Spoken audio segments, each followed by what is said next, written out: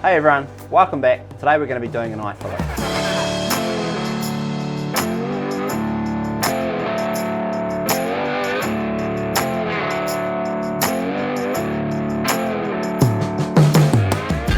So today we're using a stock standard vacuum pack eye fillet. This is something you can probably find in most butcher shops and most cabinets, anything like that. You will find them. Otherwise, go and ask your butcher and they can probably find one out back for you. So first things first, when I'm trimming my eye fillet, we have this chain of meat down the side here. This is the first thing that we want to take off, okay? So all we have to do is give it a little bit of a pull and it should just kind of separate itself. As you go all the way to the top, pull it about there. We can see it's kind of separating itself a little bit.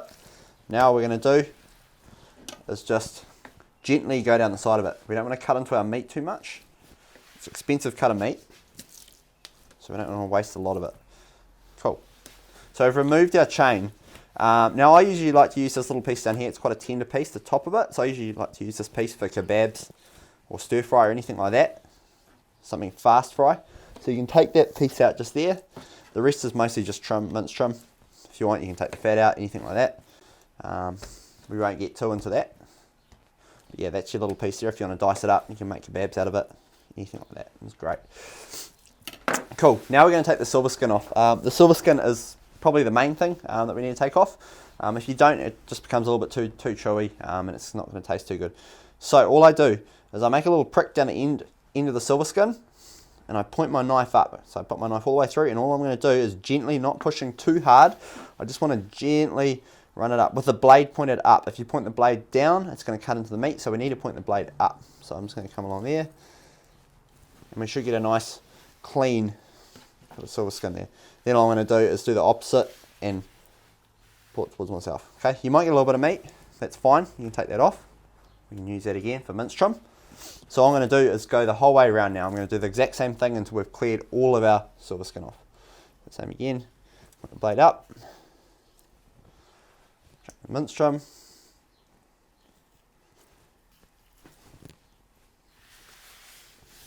Cool.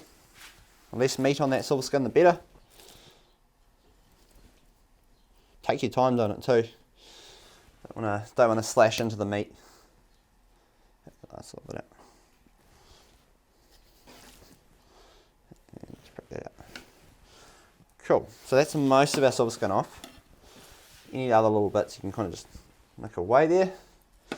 Now I'm just going to take any excess fat that's on the top or the sides. So just again gently kind of brush the knife down it. Doesn't have to be too perfect. Cool, and flip it over. Trim off the rest of the silver skin. Now we have a little bit of fat that's under here. I usually like to just take that out. So again, not cutting into the meat. Take that little bit of fatty stuff out. And then just going around and getting the last little bits, just kind of shaving it off. Just a gentle brush is the key. Not too heavy, not too heavy-handed. Awesome. Any excess you can kind of just pull off there.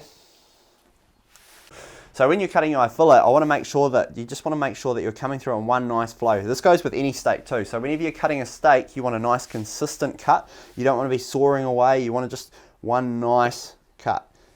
And that's where your big steak knife comes in, or your chef's knife, anything like that. A bigger knife is a lot better to cut a steak with. Yep. So there it is, that's how you do an eye fillet, nice and simple, nothing too hard. So now if you're wanting to cut into steaks or anything like that, or leave it in a whole piece, do some reverse searing with it, there's so many options with the eye fillet, it's just a great cut, so yeah, there you go.